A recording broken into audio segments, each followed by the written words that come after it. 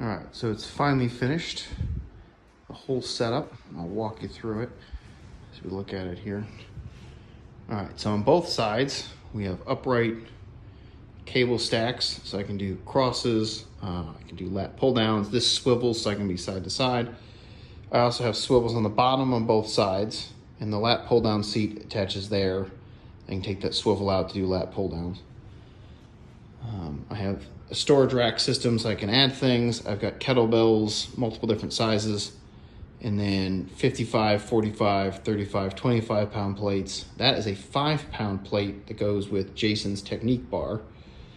And then I have a bar for Mary that's 35 pounds, my bar's 45.